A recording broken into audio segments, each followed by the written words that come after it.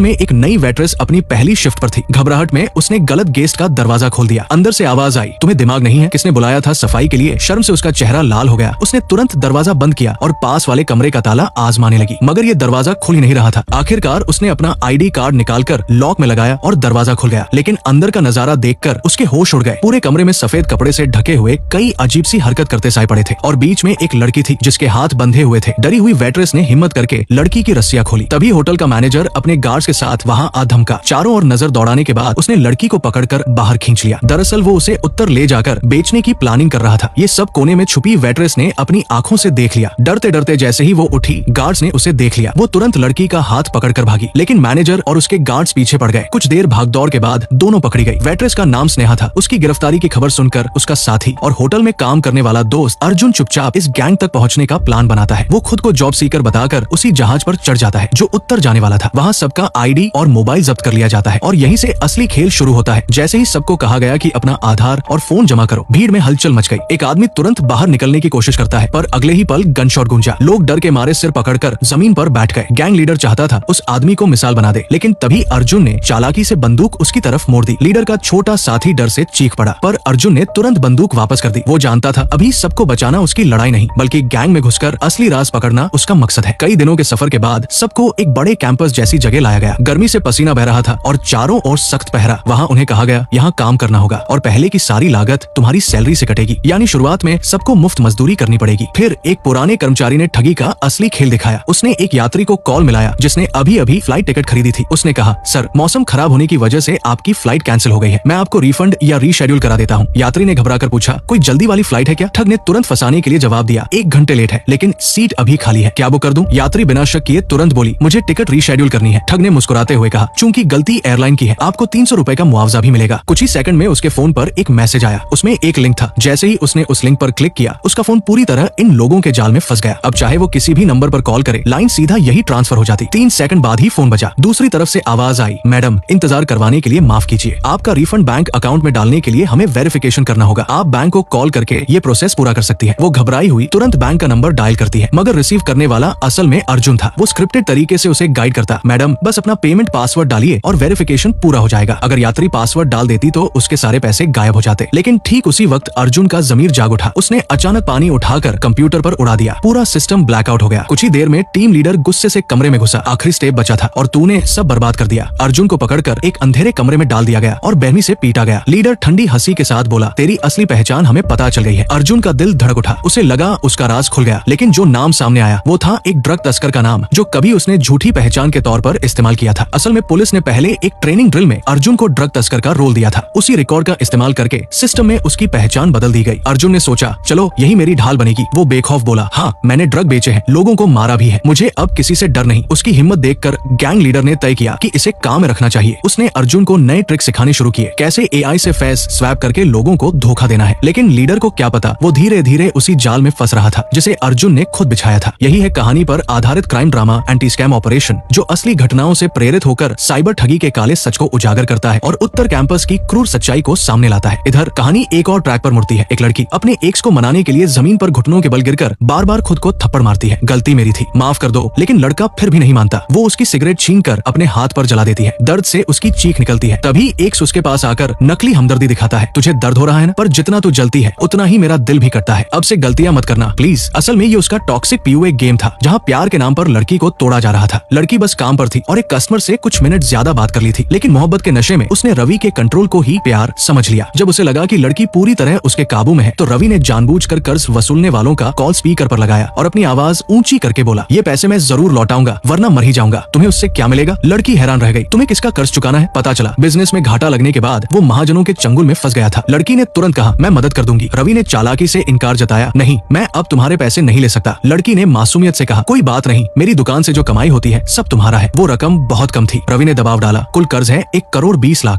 लड़की थोड़ी झिझकी तो उसने नया पैंतरा खेला, ठीक है मैं बाहर जाकर मजदूरी करूंगा, जब तक पैसे इकट्ठे न हो वापस नहीं आऊंगा। ये सुनते ही लड़की घबरा गई। उसे खोने के डर में उसने वो घर बेच दिया जो उसके माता पिता ने मेहनत से खरीदा था। घर बेचकर मिले 1,35,00,000 सीधे रवि के हाथ में रख दिए। रवि ने फिर नकली संकोच दिखाया, नहीं ये पैसे मैं नहीं ले सकता, ये तो तुम्हारे पापा की जमा पूंजी है। लड़की बोली, कोई बात नहीं, उन्हें अभी पता नहीं, जब तुम पैसे कमा लोगे तब और बड़ा घर ले लेना। उसकी बातों पर यकीन करके लड़की खिल उठी, मगर उसे क्या पता था ये सब सिर्फ सिर्फ रवि का रचा हुआ खेल था। असल में उसकी असली पहचान उत्तर के साइबर गैंग का एक सदस्य खासतौर पर जवान लड़कियों को निशाना बनाता था। वो उनके प्यार के ख्वाबों का इस्तेमाल करके उन्हें बर्बादी की राह पर धकेलता। रवि जैसे ही लड़की से पैसे ऐंठ लेता तुरंत गायब हो जाता। बेचैन लड़की ने उसे बार बार कॉल किया पर उसने बेरमी से हर कॉल काट दी। मैं बिजनेस कर रहा हूँ, हर वक्त तुम्हें ही समझाता रहूं तो पैसे कैसे कमाऊंगा। तभी अचानक उसके माता पिता घर पहुंचे और आते ही बेटी को तमाचा मार दिया। पता चला रवि ने उसकी निजी तस्वीरें उनके फोन पर भेज दी थी और चुप रहने के लिए पैसे मांगे थे। माँ बाप हैरान थे, हमारी समझदार बेटी ऐसा कैसे कर सकती है, लेकिन लड़की पूरी तरह उसके असर में थी। नहीं, वो ऐसा नहीं कर सकता, ये सब झूठ है। पिता गुस्से से बोले, अगर वो नहीं तो और कौन, वही घटिया इंसान है। गाली गलौज करके वो माँ को लेकर चले गए। थोड़ी देर बाद उसकी सबसे करीबी दोस्त पहुंची। बहुत समझाने बुझाने के बाद लड़की ने सब कुछ बता दिया। दोस्त दरअसल एक एंटी फ्रॉड पुलिस ऑफिसर थी। उसने तुरंत समझ लिया कि ये सब एक बड़ा जाल है और लड़की को रवि से दूर होने की सलाह दी, लेकिन लड़की उसे छोड़ नहीं पा रही थी। ठीक उसी समय दोस्त का फोन बजा। दूसरी तरफ से खबर आई, तुम्हारी फ्रेंड मनी लॉन्ड्रिंग में शामिल हो चुकी है और ये सब रवि की चाल का नतीजा था। तुम मुझे एक बार और पैसे भेज दो। बार बार मांग सुनकर आखिर लड़की को समझ आ गया कि रवि दरअसल एक ठग है। उसकी दोस्त ने उसे समझाया, मेरे साथ थाने चलो, अगर सच सच बता दोगी तो तुम्हें कुछ नहीं होगा क्योंकि तुम अनजान थी। जाने से पहले लड़की ने बहाना बनाया कि उसे वॉशरूम जाना है। अंदर जाकर उसने रवि को कॉल मिलाया और पूछा, तुम ये सब क्यों कर रहे हो। रवि ने ढीठ होकर जवाब दिया, ये सब मैंने तुम्हारे लिए किया है, अगर तुम्हारे लिए नहीं तो किसके लिए। वो लगातार पीयूए करते हुए बोला, मैं बस चाहता हूँ कि तुम अच्छी जिंदगी जियो। फिर उसने लड़की को ही दोषी ठहराया, तुम ही तो हर वक्त झगड़ा करती हो, अब बेहतर है हम अलग हो जाए। ये सुनते ही लड़की पूरी तरह टूट गई। बाहर इंतजार कर रही दोस्त ने जब बहुत देर तक कोई हरकत नहीं देखी तो दरवाजा तोड़ दिया। सामने का मंजर देख उसकी सांस थम गई। लड़की खून के बीच बेहोश पड़ी थी। खुशकिस्मती से वक्त रहते उसे अस्पताल पहुंचा दिया गया और उसकी जान बच गई। लेकिन जैसे ही होश आया रवि का फोन फिर बजा। उसकी आवाज में नकली सच्चाई थी, सॉरी, चलो कहीं दूर चलते हैं, मैं तुम्हें एक नई जिंदगी दूंगा। लड़की जो अभी भी उसकी बातों में उलझी हुई थी बिना सोचे समझे मान गई। असल में ये रवि की आखिरी चाल थी। उसका इरादा था उसे उत्तर के साइबर कैंप में बेच देना और उसे पूरा भरोसा था कि अब लड़की पूरी तरह उसके वश में है। वो सच में मिलने आ गई, लेकिन तुरंत उसके साथ जाने के बजाय उसने माँ को कॉल करने का बहाना बनाया और 20 लाख रुपए मांगे, कहकर कि सफर का खर्चा है। लड़का मान भी गया, पर असल में उसने अपनी सहेली को फोन किया और चुपके से लोकेशन शेयर कर दी। ज्यादा देर नहीं लगी और उसकी चाल पकड़ी गई। जबरदस्ती उसे खींच कर ले जाने की कोशिश हुई। लड़की ने विरोध किया और गुस्से में एक बोतल फेंक मारी। वो बुरी तरह तिल मिला गया और बोतल छीन कर उसी पर वार कर दिया। घायल लड़की अब उसके किसी काम की नहीं रही। फिर गिरोह ने नई चाल चली। हाई सैलरी वाली जॉब का झांसा देकर कुछ कॉलेज गर्ल्स को अगवा कर एक होटल के गोदाम में छुपा दिया। उधर एक आदमी हेयर कट कराने सैलून पहुंचा, पर वहाँ की एक वर्कर ने अजीब तरह से उसे इनवाइट किया, भाई अंदर आओ, मजा आएगा, हमारी लड़कियां बेस्ट है। आदमी घबरा गया और सीधा सबसे सीधी सादी लड़की से बाल कटवाने बैठ गया। लेकिन तभी अचानक दरवाजा धड़ाम से खुला। अंदर एक गुंडा घुस आया और चिल्लाया, मैंने कहा है बेचना तो बेचना, मासूम बनने का नाटक मत कर, पैसा दे। वो उसका बॉयफ्रेंड था जो रोज उसकी कमाई लूट लेता और मना करने पर बुरी तरह पीटता। ये सब देखकर ग्राहक से रहा नहीं गया। उसने कहा, भाई मैं यहाँ बाल कटवाने आया हूँ, मगर गुंडा उसकी बात सुनने को तैयार ही नहीं था। तभी आदमी का गुस्सा फट पड़ा और उसने झटके से उसका सिर पकड़ लिया। मैंने कहा बाल कटवा रहा हूँ, सुना नहीं क्या। ये सुनकर उसका बॉयफ्रेंड चुप हो गया। आदमी फिर आराम से कुर्सी पर बैठ गया। लड़की अंदर से शुक्रगुजार थी कि किसी ने उसके लिए खड़ा होकर गुंडे को रोक दिया। लेकिन उसी रात घर लौटते वक्त उसने देखा कि वही आदमी सड़क पर एक दबंग से भिड़ गया है। शुरू में वो टिक नहीं पाया और मार खा रहा था। उसने मदद की गुहार भरी नजरों से उसकी तरफ देखा। लड़की को याद आया कि उसने पहले उसकी मदद की थी। हिम्मत करके उसने ईंट उठाई और उस दबंग के सिर पर दे मारी। गिरते ही उसके पास से आईडी कार्ड बाहर गिरा और सच्चाई सामने आई। वो शख्स असल में पुलिस वाला था और जिसे वो बचा रही थी वही एक वांटेड ठग था। उसने माफी मांगते हुए कहा, धन्यवाद बहन, अब और मत मारो। अनजाने में लड़की एक अपराधी की मददगार बन गई। पहले से ही वो समाज के किनारे पर खड़ी एक साधारण वर्कर थी। ऊपर से बॉयफ्रेंड के रोज की मारपीट और पैसों की डिमांड ने उसकी जिंदगी और भी मुश्किल बना दी। इसी बीच उस ठग की एंट्री ने उसे एक नया रास्ता दिखा दिया। उसे पता था कि ये गलत है, लेकिन जैसे जैसे पैसे आने लगे उसकी संवेदनाएं सुन्न होती गई। अब वो बस और लोगों को कुचलकर और पैसा कमाने के बारे में ही सोचने लगी। ज्यादा समय नहीं बीता कि प्रिया और तनेजा मिलकर नॉर्थ ईस्ट में एक बड़ा ऑनलाइन फ्रॉड रैकेट खड़ा कर देते हैं। उनके नीचे तकरीबन 2800 लोग काम करने लगे। इसी बीच उनकी नजर एक ऑनलाइन स्ट्रीमर राहुल पर पड़ी। उसकी बीवी को motor neuron disease gradual paralysis हो गई थी। इलाज इतना महंगा था कि उसने सारी बचत खर्च कर दी, यहाँ तक कि अपना घर भी गिरवी रख दिया। फिर भी बीमारी बढ़ती गई और सिर्फ एक महीने में उसकी पत्नी बिस्तर पर पड़ गई, पूरी तरह दूसरों पर निर्भर। इस असहाय हालात ने राहुल को अंदर से तोड़ दिया। आखिरकार उसने इस छोड़कर पत्नी का इलाज कराने के लिए ऑनलाइन लाइव स्ट्रीम शुरू की और डोनेशन मांगने लगा। लेकिन ठगों का गिरोह वही पहुंच गया। उन्होंने फेक आईडी से उसके लाइव चैट को गालियों और झूठे आरोपों से भर दिया। ये तो फरेबी है, घिन आती है, मर ही जाओ। बेइज्जत होकर राहुल को लाइव बंद करना पड़ा और उसकी आखिरी उम्मीद भी टूट गई। तभी गैंग ने उसे मैसेज किया, इनसाइडर टिप है, इस ऑनलाइन गेम से बड़ी कमाई होगी। शुरू में किस्मत ने साथ दिया, राहुल लगातार जीतता गया। कुछ पैसे आए तो उसने पत्नी के लिए 30,000 रुपए का इंजेक्शन तक खरीद लिया। बीवी ने पूछा, इतने पैसे आए कहाँ से? उसने भरोसा दिलाया, मैंने कहा था ना, पैसे की चिंता मत करना। राहुल को लगा